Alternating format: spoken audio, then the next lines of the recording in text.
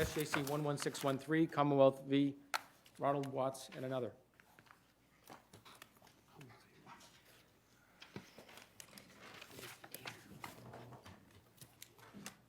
It's a juvenile case.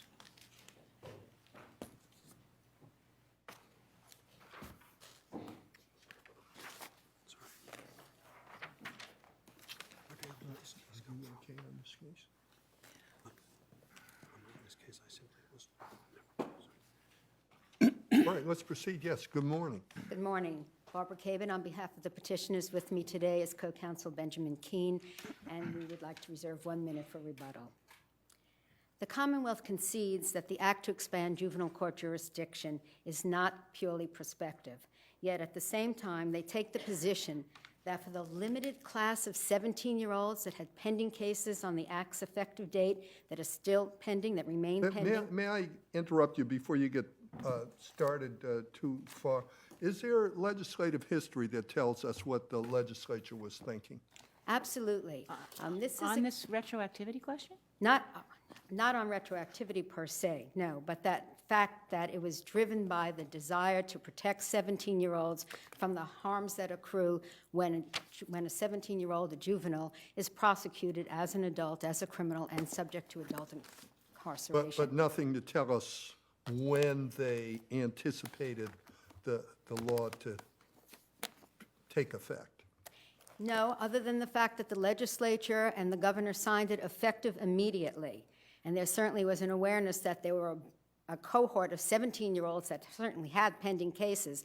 And given the fact that the whole purpose behind the act was to protect 17-year-olds from the harms that accrue from adult prosecution or treating them as adults, it seems to be a logical conclusion that if there is a group of 17-year-olds that are in this jeopardy, that you would want to protect them. But Tell me the consequences here.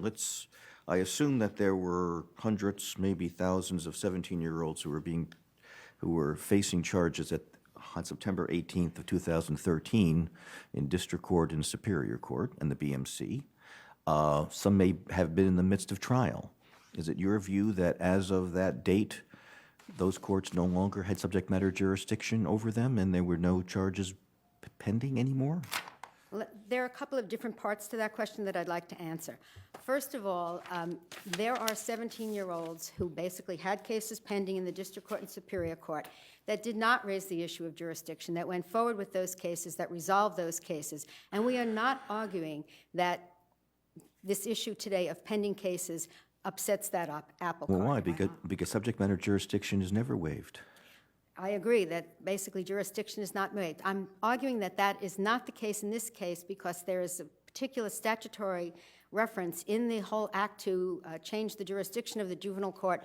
It's Chapter 250, Section 13, that specifically states that if the conviction is in place and the individual is incarcerated, that in fact we're not going back to that case. So that is where they addressed that final retroactivity issue as to pending cases, as to cases that were basically concluded. We're just focused on the pending cases. And there's a lot of speculation about the size of that universe. There are references in the Commonwealth's brief to 3,000 cases, 5,000 cases, 20,000 cases. In actual fact, I would like the court to be aware that we actually went about trying to ascertain how many of these cases are still pending, because of course there is concern about the size of this cohort.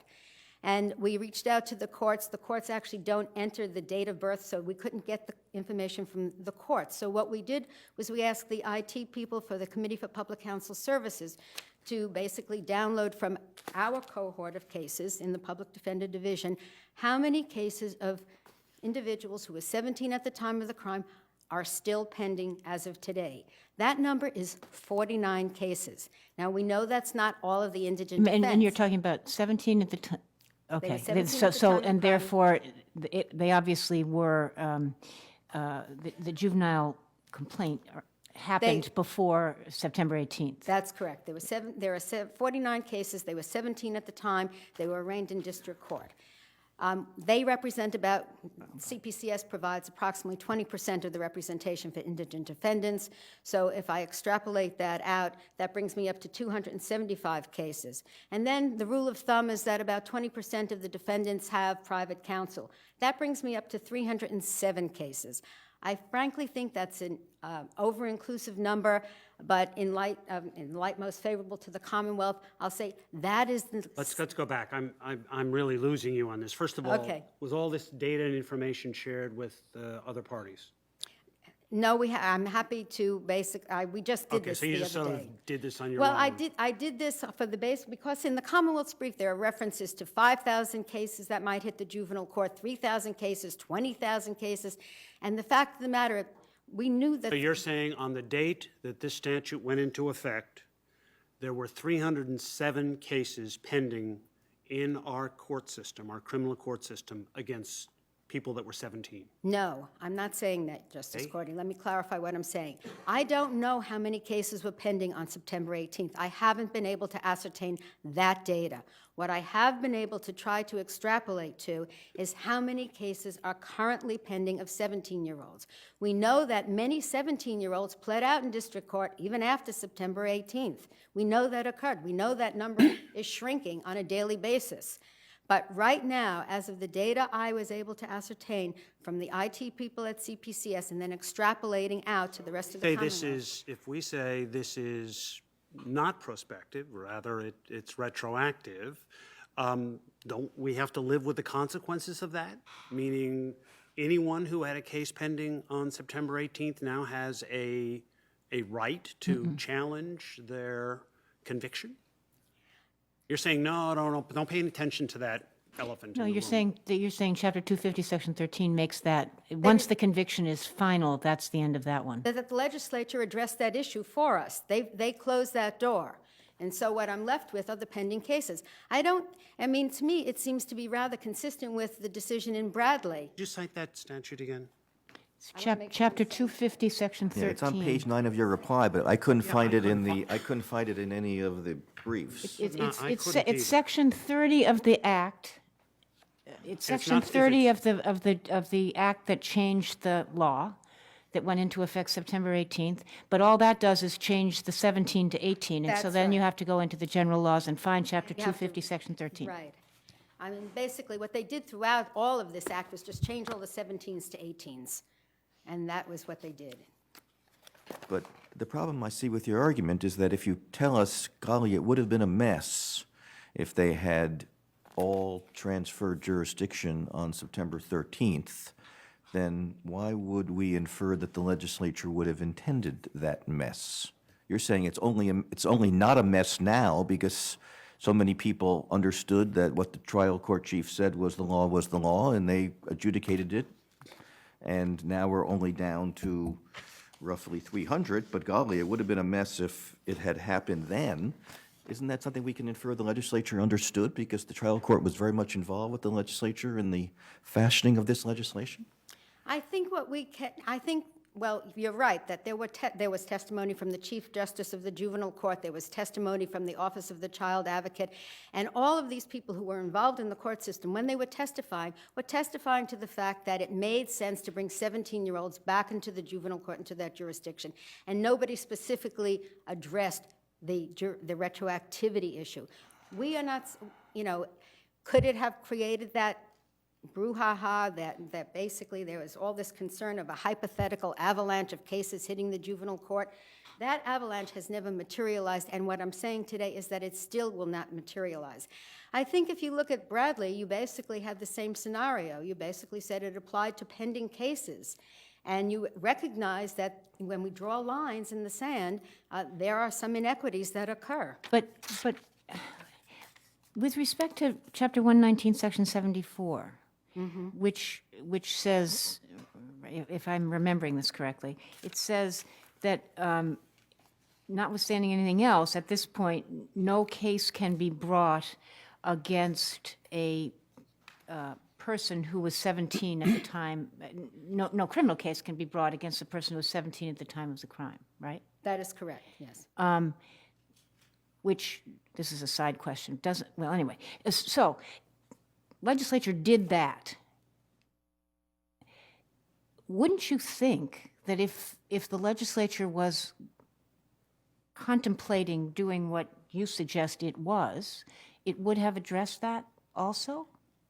It would have addressed this point about people who had cases who were 17 at the time they committed the crime, whose cases were already pending and not adjudicated.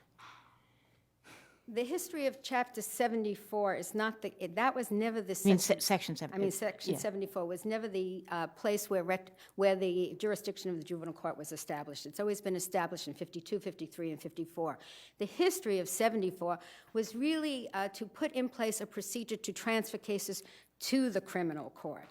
And if you look back through the history of it from 1906 on forward, that's really what it was about. I don't think they looked at that section and revamped that section in terms of retroactivity. They just changed the age? They just flipped the age. And that's what they did basically throughout a lot of the amendments that they made. They just flipped the age. I would like to go back to, I have one case that is from the 10th Circuit that I think sheds some light on this pending case retroactivity issue that I'd like to just bring to your attention. It's United States versus Meacham, 509 F2D 1193. It's a 1975 case. Is that in your reply? It is in the reply brief. And the reason I bring that up is because the Commonwealth relies on Nassar and the fact that this court basically said the change in the procedures for juveniles, in that case, this court determined Respect to murder. It was a murder case, and what happened in 1948 or 49, they basically said before you can transfer a juvenile to the adult court for Have to go through a murder, process. To bring it yeah. in the juvenile court, go through a transfer process to Transfer, determine that's whether it correct. should be. And then 12 Pretty years... important right. Absolutely. 12 years later, Nassar brings the case basically saying they shouldn't have been able to hold me accountable in adult court because I never had the transfer proceeding. Right, 'cause Clearly, I was retroactivity. indicted. I was indicted, blah, blah, blah. Without the transfer. Okay, so if we look at the 10th Circuit case, because they actually considered Nassar and then they rejected it as a basis for their decision, and that's why I think Meacham is so important. This was a case of a 14-year-old who was charged with murder and rape on an Indian reservation. And at the time he was 14, they proceeded against him as if he was an adult. And then during the pendency of this proceeding against him, Congress changed the Federal Delinquency Act such that they stated anyone under the age of 16 had to be proceeded against as a delinquent, not as an adult. And then the same issue came up. Does it apply to pending cases? And they looked at Nassar's reasoning in Nassar, and they rejected that. And they looked at this case, and they said, look, the purpose and the intent of the act was to avoid prosecution of juveniles as criminals.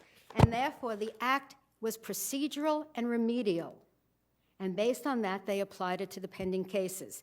There was then a case after it in Hawaii. Did Congress have Chapter 4, Section 6 dictating how these statutes are to be applied? Yes, they also had a savings clause basically holding the individual accountable for the pre-amendment liability of the crime, and they brought that up as well. And again, the 10th Circuit rejected the savings clause as an excuse to not apply it to pending cases. They felt that this was so Of course, this is not a fundamental. constitutional question. This is a statutory question. statute, under but our I- laws, not California laws or federal law.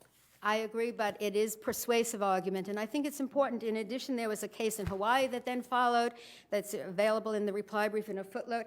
And then there's a First Circuit case, and I'm going to butcher the name, Nogueira, Nogueira, which basically was decided on other grounds. It's a 1985 case, but they also looked at the Federal Juvenile Delinquency Act, and they considered all of the changes and the impact, and although Nogueira was decided on other bounds, they basically said, if you look at that and what the Congress intended, they did not intend the ordinary criminal process to continue, and therefore it made sense to apply the new law, the amended law, to the pending cases of juveniles. Now, your brother, I'm sure in a moment, is going to tell us that under Section 74, the legislature did address it when it said no criminal proceeding shall be begun against any person. What do you say to what I expect him to say in a moment as to whether or not the legislature did address it and said, just don't start any of these cases. Yes, but they didn't say anything in that about for those cases that have begun, what should happen. It says they shall not be begun. They take that clause out and they ignore the first sentence in that section 74, which basically says pursuant to 52 through 83, all of the other provisions, and it's in 52, 53, and 54, that juvenile court jurisdiction is established. Juveniles between the ages of 7 and 18. And routinely, we have looked to the age of the juvenile at the time of the crime to establish juvenile court jurisdiction. And to leave out this one particular cohort of 17-year-olds with pending cases that are still pending today brings about an irrational result, because in fact what we're doing is... Well, how is it irrational? I mean, we've got a lot of 17-year-olds in jail, too. What about them? How come they get left out? It's the line drawing that the court and the legislature always do, but the Exactly. fact And didn't they draw it here at no case shall be begun? They did the line drawing here. They did the line drawing, but when the legislature passed this now and looked at it, they basically said, okay, if we apply this to this particular group of 17-year-olds, we're basically going forward and imposing upon them the harm that we basically knew we wanted to correct. It's the precise harm that we wanted to protect 17-year-olds from experiencing. But we're not correcting it at all with respect to those who are actually experiencing it, who've been actually convicted and are serving sentences or otherwise being punished as adults. You all know that I would like nothing better than to be able to open that. Saying this but is a it doesn't line-drawing apply. exercise. That and is, you and- want us to draw the line where the legislature has already drawn it. No, I think the legislature actually would agree with me that, in fact, that pending cases should fall under the ambit of this act, and the 17-year-olds with cases that are not yet resolved should benefit So you think from the they didn't take protections. into account the Chief Justice's written analysis of this? You don't think that? No, was it something that- passed before that. Well, the the trial court was Justice of the involved in the framing of this legislation, correct? The Chief Justice certainly filed a memo that we're all aware of, basically prior to Bradley's being issued, the opinion of this court and Bradley being issued, and basically saying that it wasn't retroactive. But that was September 6th. I mean, that was after the act passed. Because the It was, the act- yes, it was right around the time the act passed. Before it was signed. Yeah. Before it was signed, basically advising both branches as to the impact it would have on the courts. Yes, and it was basically, again, with all this concern about this avalanche of cases that were going to hit the juvenile court, none of which basically occurred. And the fact of the matter is, we're still talking about an incredibly small cohort of cases where we have an opportunity to basically protect this particular cohort from the harms that we know accrue when a juvenile is subjected to being treated as an adult. Thank you.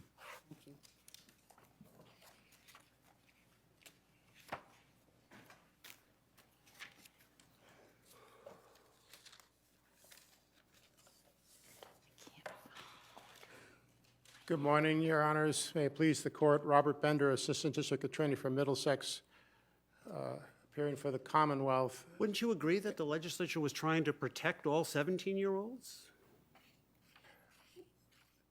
Well, Wasn't that their intention? At least those not in jail. it's not what they put in their statute. And this is really one of the problems between the branches, all three branches, as to what goes on. We stand here having recently decided a Commonwealth versus Dotson, Commonwealth versus Galvin, Commonwealth versus Bradley, and now we have Commonwealth versus Aguirre and Watts. Looking at really what can we do where the legislation doesn't answer questions that are apparent, in fact, in this case, that they were informed about, and to say we know what their intent was when they didn't answer the question. They were informed about the retroactivity issue? I'm sorry, Your Honor, I They can't were hear you. informed about the retroactivity issue? They were, When did the legislature pass this act? well, it was put on the governor's desk and signed on the 18th of September. Okay. The letter that is in the record here from the Chief Justice of the Trial Court was sent in that prior week to notify what was there. However, there was testimony, and the Commonwealth refers to this testimony in its brief that was provided by by the defendants, testimony of the Chief Justice of the Juvenile Court as to how many people, and this is where the Commonwealth's numbers came from, was from the mouths of witnesses before the legislative hearing last April, estimating what work was there. The numbers that the Chief Justice of the Trial Court provided in September were the lowest numbers that I think were put before the legislature in any type of a form.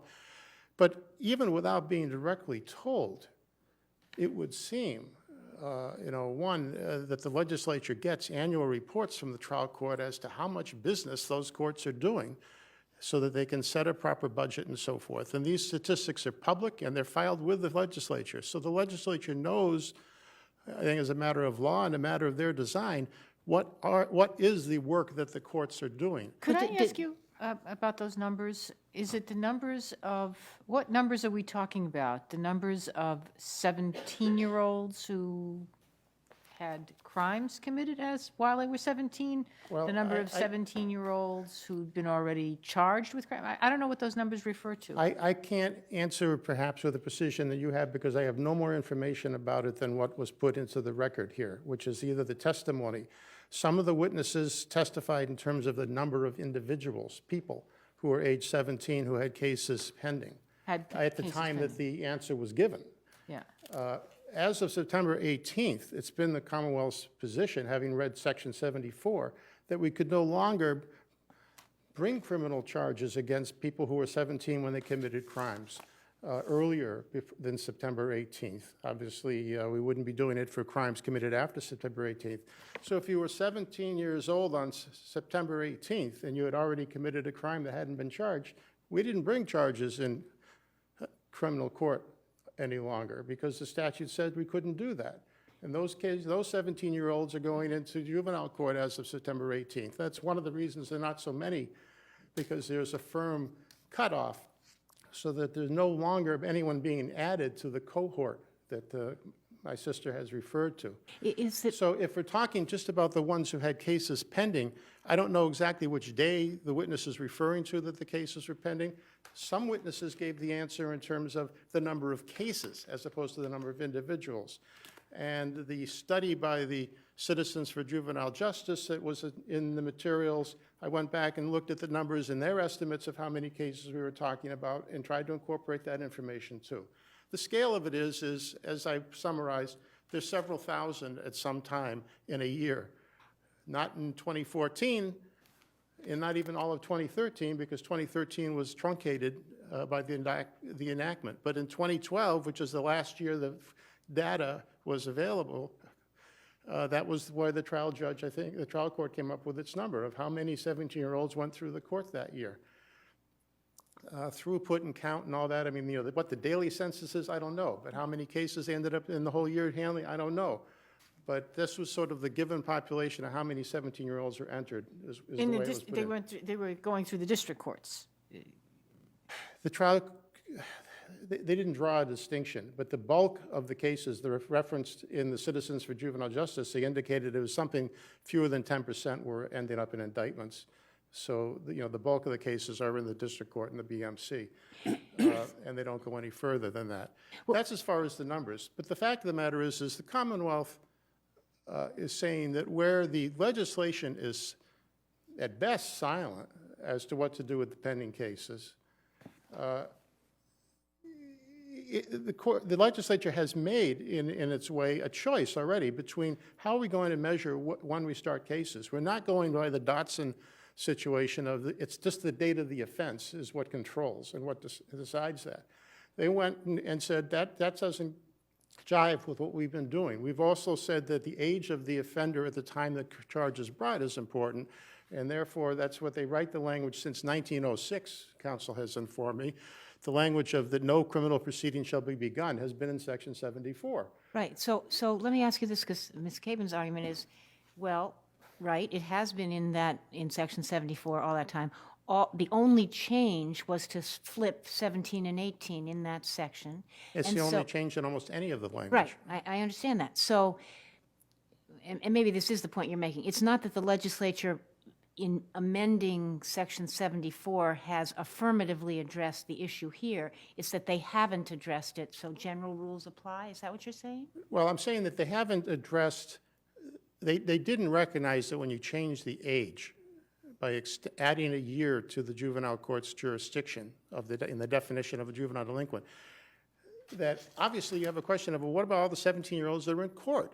It isn't as if there were no cases pending for the last year or two involving these kids. But So it's plain and obvious that they should be aware of it, and they were told about it, and testimony came in and talked about how many 17-year-olds come into court every year. We can't give you a precise number, but we say it's not an insubstantial thing. Yeah, but nobody The was legislature addressing, said nothing about it. but you agree, there's no history to suggest that this cohort, that is, the legislation will have an effective date, and this cohort was ever dealt with. The closest there is to that, and I put my finger back on the report of the Citizens for Juvenile Justice, who are amicus in this matter. In their report, at the end of the report, I went looking to see, did they address in their 50 pages anything about the pending cases? And they did. They did or did not? They did. And what they said was that the district court should take into consideration, when it disposes of those cases, the individual circumstances of the defendant before them. I said in my brief, they didn't say they should be sent to juvenile court for disposition. They didn't say that the cases can't proceed. They didn't ask the legislature to make that type of a remedy. And that's why I say that this isn't just a question of silence. This is a question of silence when you know that there's a question. And then we can assume that their failure of the legislature to act is what they intended. This unrelated question, but with respect to the Chief Justice's memorandum in Yes. September, maybe I didn't read it carefully enough, but does it suggest, I think it would be erroneous, but does it contain the suggestion that what matters in terms of prospectivity is what was the date of the offense? It refers to Dotson and the age at the time of the offense, and it talks about the pending cases in particular. No, but I'm just talking about, I thought it suggested that if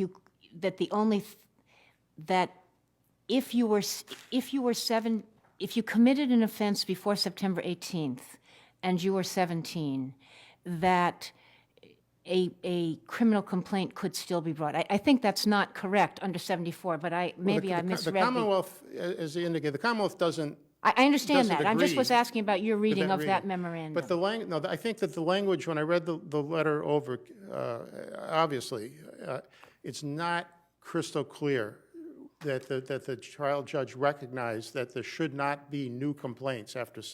That's not crystal clear. But the Commonwealth has taken that position based on Section 74's language and has not brought new cases. But as you heard from the Worcester District Attorney recently, and so there is a great amount of unsettlement out there in the almost 6 months now since this law was passed. And the juvenile courts are not accepting the cases from the district court where dismissals are ordered. It's perhaps just anecdotal, but it's specific cases this is happening. We don't know how many of it is. We generally ask the district courts who feel that they cannot hear these cases to stay their decisions waiting for this court to speak. And for the most part, that's what's happening. But on the whole, almost 6 months have gone by. Half of those 17-year-olds are 18-year-olds. One of the things we didn't hear at all, I just want to touch on briefly, is the legislature's intent to deal with the federal requirement on where 17-year-olds can be held. The PREA. And how that can be done.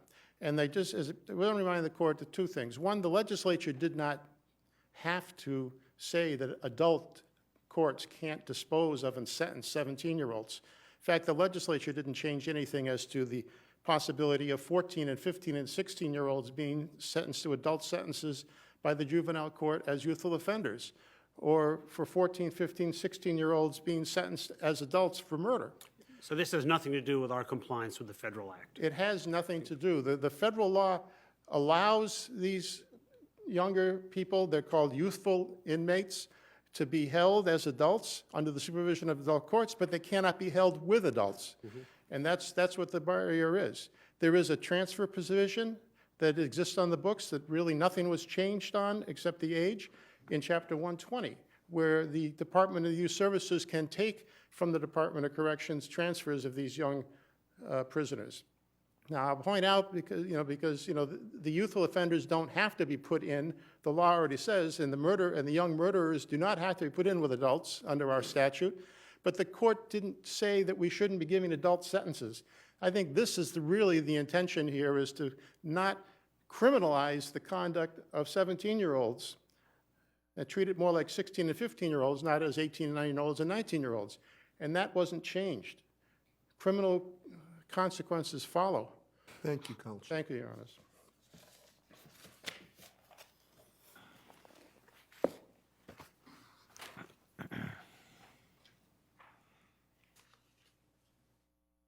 Good morning, Your Honor. Varshika Kafka for the Commonwealth. Where there's nothing in the statute that says it's retroactive, and there's virtually nothing, or the defense hasn't come forward with any statements during the legislative history that there is any reference to retroactivity, or even the date of the effective date of the passage. And then they say in their reply brief that the legislature could not have rationally intended that it not be retroactive. We say it's rational that the legislature did not want it to be retroactive, because you look at the fundamental upheaval of taking a case that's open and viable and it's on track, where there have been hearings, where there have been evidence, discovery, statements possibly made by the defendant, the actual court record, and to say that these would now be, that the district court would be divested of jurisdiction, and those cases would basically become null and void, and all of the procedures, standing orders that apply in juvenile court, the public has no right to be at the trial. But would it trouble you at all that you could have two 17-year-olders who one might have had their case begin prior to the new law, and the other charged with the same offense after the new law, and they wind up with different dispositions, different kinds of philosophies approaching their circumstances? Does that trouble you? It's troubling in the sense that there has to be a line drawn at some point, and when a statute goes into effect, that could be the result. And this court dealt with that in Bradley and Galvin. However, the difference in those is it's either a sentencing procedure, or in Bradley, where the school zone went from 1,000 to 300, that defendant had 700 feet, so that would be dismissed. In Galvin, people would now have the opportunity to have parole or probation rather than the minimum mandatory. That's a single procedure or something available. It's not an entire case that has already been prepared under one set of rules and one set of expectations. And to take those away, I did cite to In re Bolden, the Supreme Court of Alabama, that dealt with this face-on and talked about the possible upheaval. And I gave other examples in my brief. So if it was retroactive, then what happens if the district court case, would that be sealed? And then that person could say they really had no record. And if there had been, like in the case that the Norfolk office is handling, if there had been a new offense, then that would just be kind of wiped off the books, that there had been a new offense after the date of the act, so that there was a new offense committed while this one was pending, and then that would just be basically wiped out, the fact that that happened. Could you, one thing that just keeps troubling me is that we've recognized that it seems to be the age at the time of the offense is what matters for establishing the juvenile court's jurisdiction. And how does that principle play out on your theory? Because it's the age at the time of the offense under the law that was in effect at the time. Okay. That's the difference, and that's what In re Bolden talks about. The issue of the people that are now in district court, just anecdotally, I did ask Norfolk's IT person to, and it's not completely accurate, but by putting in the age of 17, where we did have the birth dates, open cases pre-September 18th, 2013, there were about 250.